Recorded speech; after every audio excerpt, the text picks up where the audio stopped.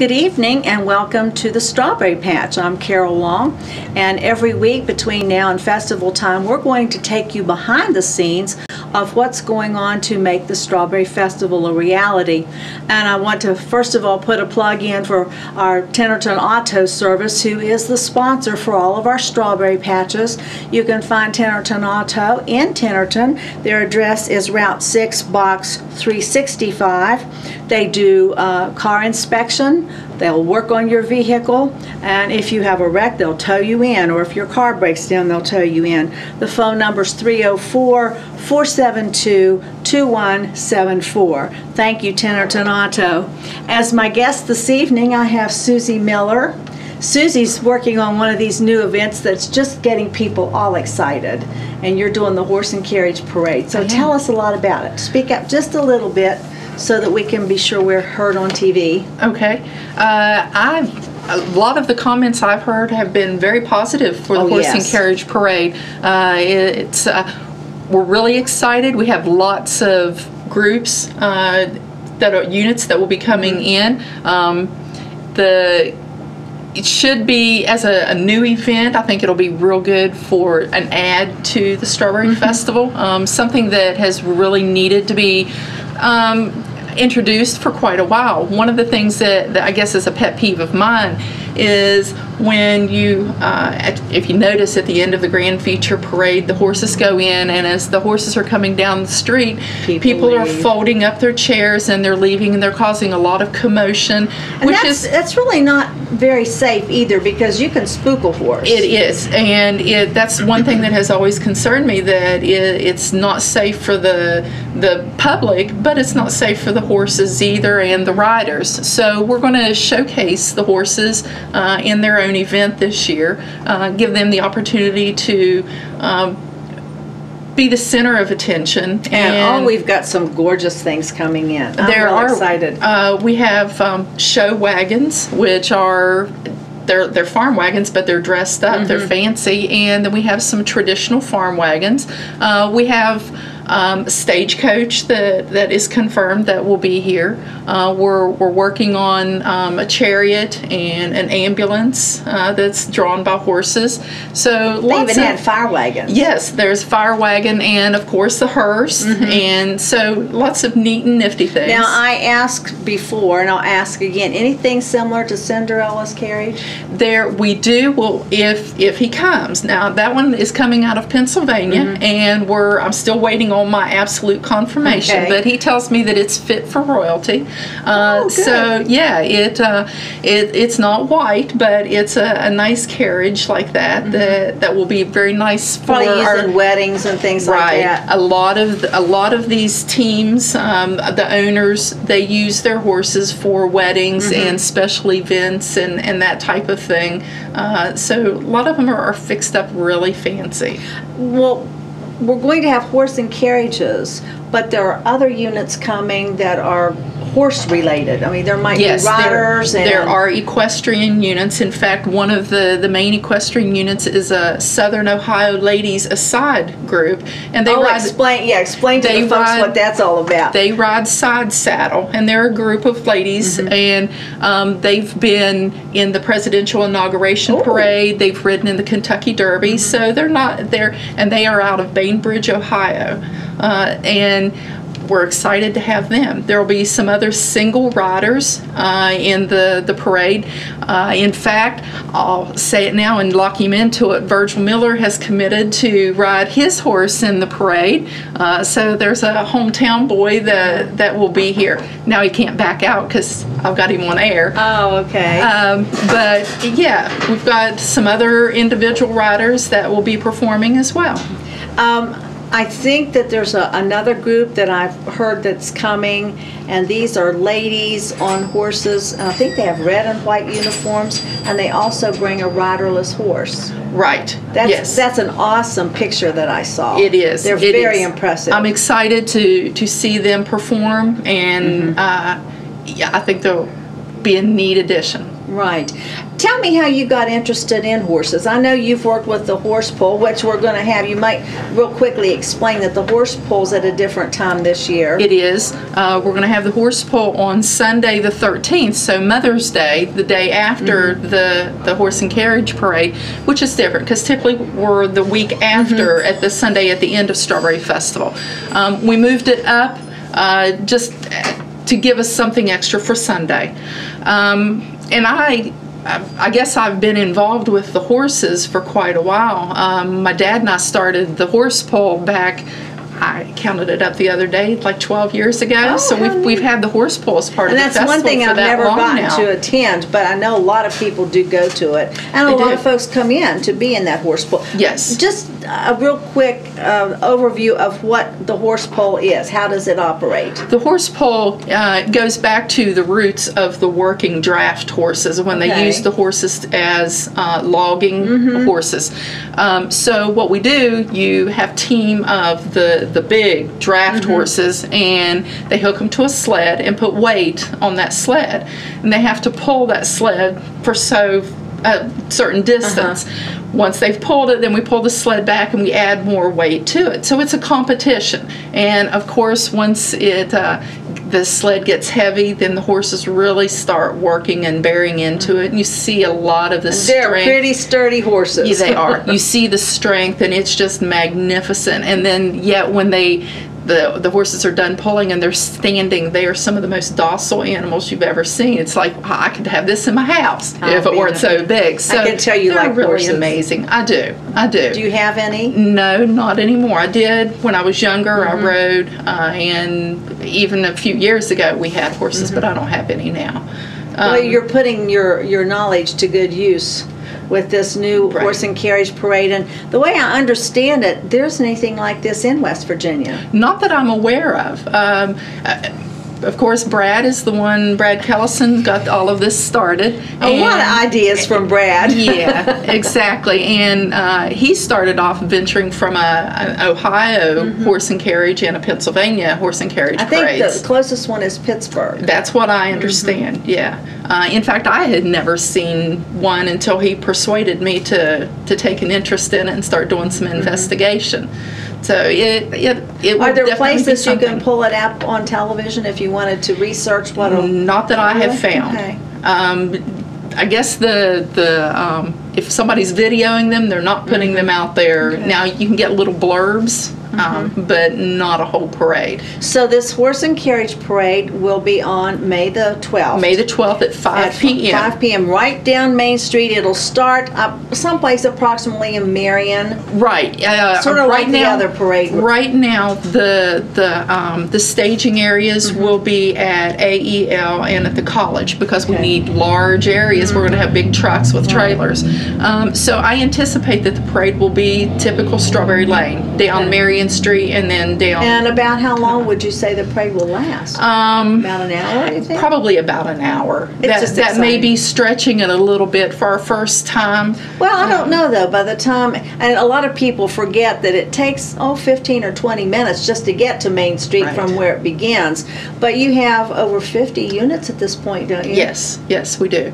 And it's something to keep in mind. This should keep moving steady where your Grand Feature Parade has little stops, people to perform.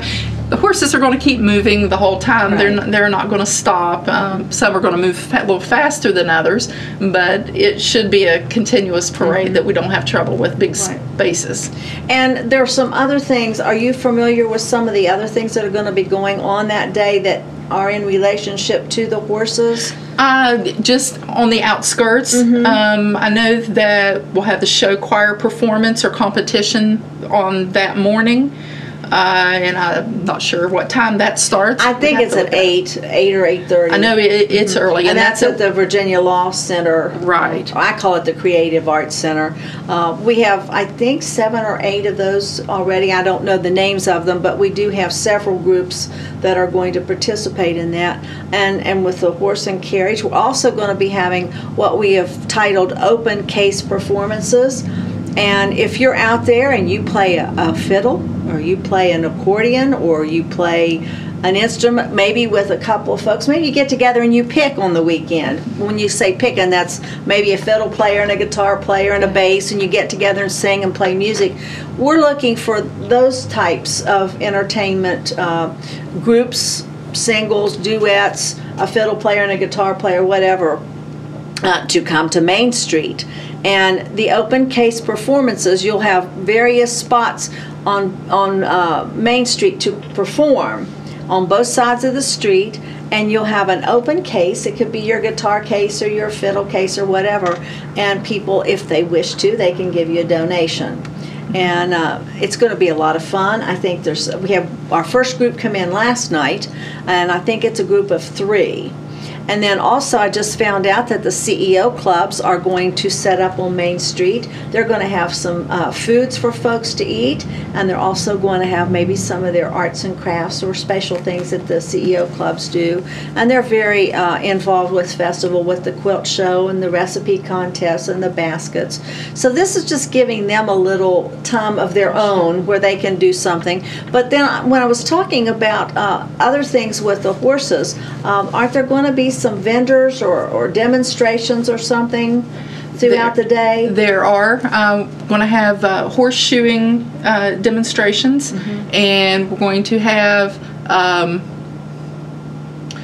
there's going to be a veterinarian on the street, and that's the only things that I have confirmed right now that will... Well, there is a possibility of something really special coming in that day that will sort of take you back a little more Western. Right. So we'll let you know as soon as that's confirmed. Right. Yes. But we have just all kinds of things planned for that day, and it's a family event just like the rest of the festival. We're doing this new weekend, and we're hoping that people enjoy it so much that we'll bring it back every year. And the festival will be a whole week long.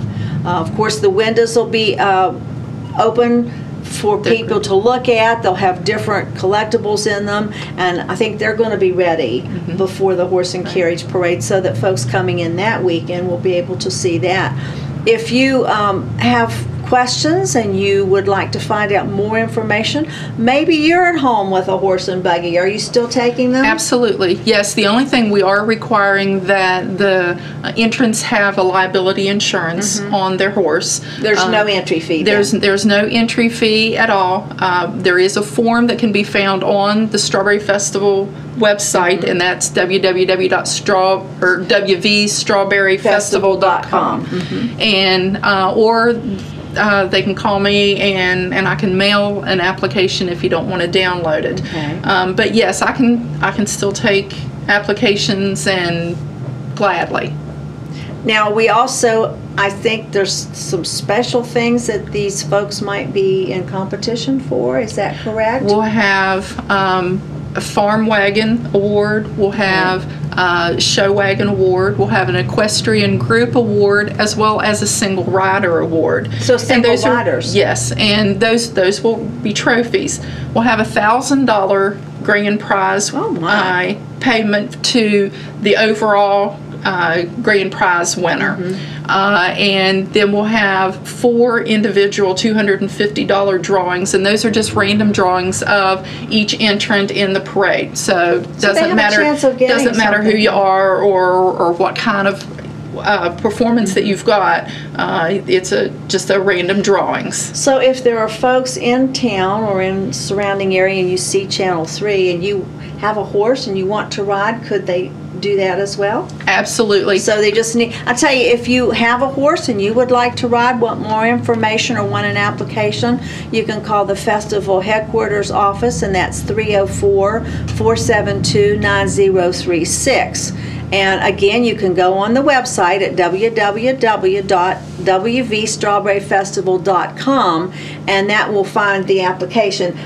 What do they need to do once they get in the website? Do they need to go to Horse and Carriage? Or? It is. It's under the Events tab. Okay, under Events tab. Yes, and it is listed as Horse and Carriage Parade. Okay. Well, one of the biggest things that we need to tell folks, we do have a sponsor. That's true. And yes. do you want to share who the sponsor is for this new event? Mike Ross and Ike Morris have generously, Mike and Ike, that's what yes, we're Mike and calling. Ike have generously volunteered to sponsor the parade, and that's really exciting. I everywhere I go, people say, "Oh, I'm so excited about this horse and carriage parade. We've never seen one before." So we hope that this is going to be a new event for West Virginia, right here in Buckhannon, as a part of the West Virginia Strawberry Festival. And I know it takes a lot of time and energy. You have a full-time job. You have a family. How did you get involved with festival to begin with? I got involved with a festival a lot of years ago. Oh, wow. and I was on the board, and it was over 10-15 years ago, something like that. We come and we go. We do. We and do. come back again sometimes. I had a little bit of extra time, and Strawberry Festival is something I believed in. I wanted to help. I wanted to be part of it. I wanted to make it shine. And so I volunteered and was on the board for a few years. Then the kids got older, and I had to step back and put my time other Right. places, but I still pick and choose and help out Well, here I and know there. you've been about every pageant I've been I to. do. You are there working in the dressing room, and you have a Right. group of girls or little ones. So you've been very involved with the festival for many years, and I think it sort of gets in your blood. It does. You know? It does. People say, "Why do you want all that headache or all those problems?" But if you do work with the Strawberry Festival, even as a volunteer, if somebody comes up to you and says, "Boy, this was really a lot of fun. My family had a good time," then all your efforts are worth it. It is. It is. And like you say, it does get in your blood.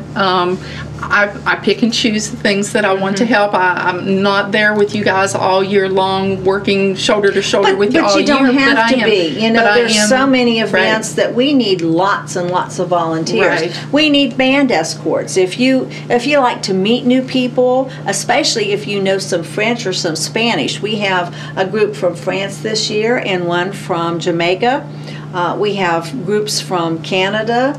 Some of these folks speak another language, in addition to most of them will know some English, but it's been a little testy there with some from the French area and Jamaica. Some of them have a really hard time conversing in English. Right. So if we have someone out there and you would like to be an escort for one of these groups, give the festival office a phone call and we'll find a group for you.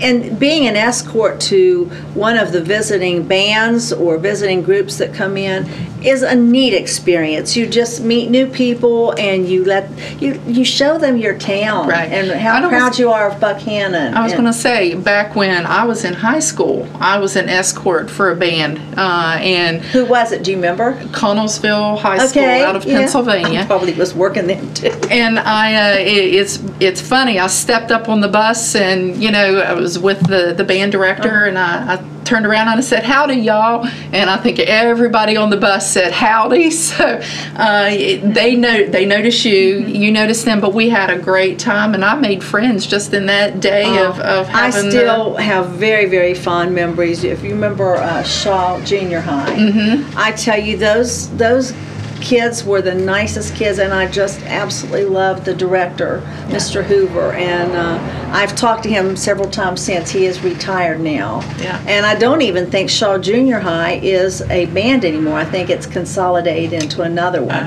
And that happens many times. Yeah, but we've had some really neat experiences with the bands and the escorts. We've had escorts inducted. One year we had a band that had Indian headdresses, and the two escorts were taken in as members of the band and given headdresses. So you never know. I mean, it's an exciting time, and sometimes you need to be with them the whole time.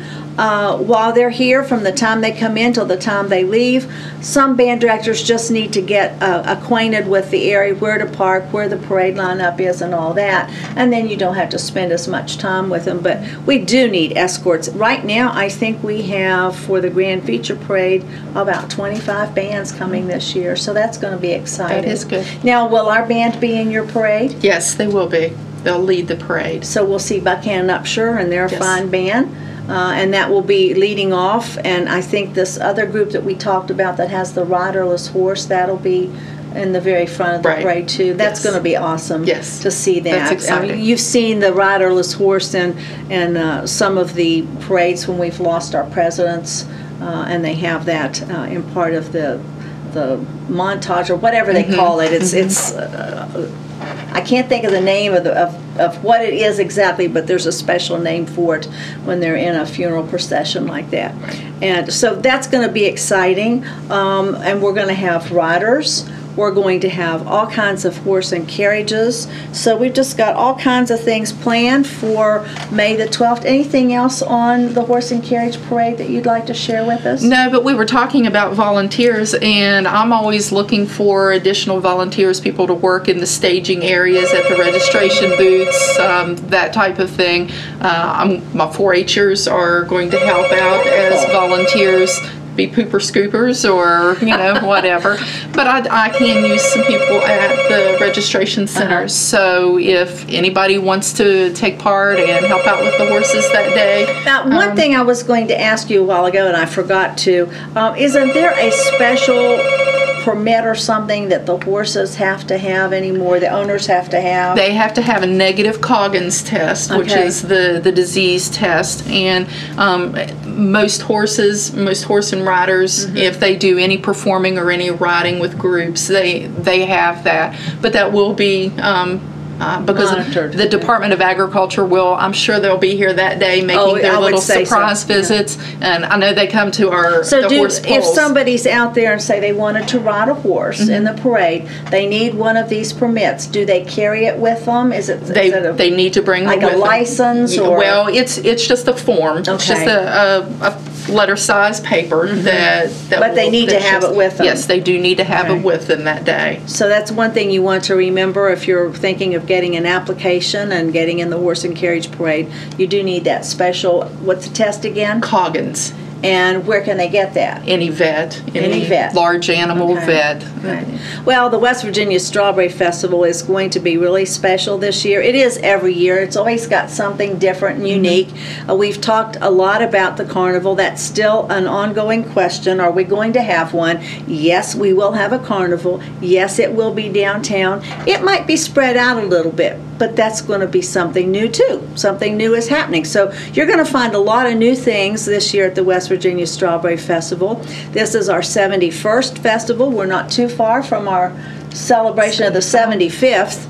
And it's just going to be an exciting week of entertainment, special units coming in, competitions. One thing I'm really excited about this year is the field exhibition, and that's on the 19th, and it's right after the Grand Feature Parade at Ross Stadium. We have 9 phenomenal groups. They're going to be competing, and there's something special at the end, and I'm not going to tell you what it is. You'll have to come, but it's worth the trip to come to the field exhibition. And one of the really special groups that's going to be there is the Paris Island Marine Band, one of the top bands in the country. So we're going to have them from France and Jamaica and Canada and New York, and we'll have a high school band here. We're going to have dancers and drummers.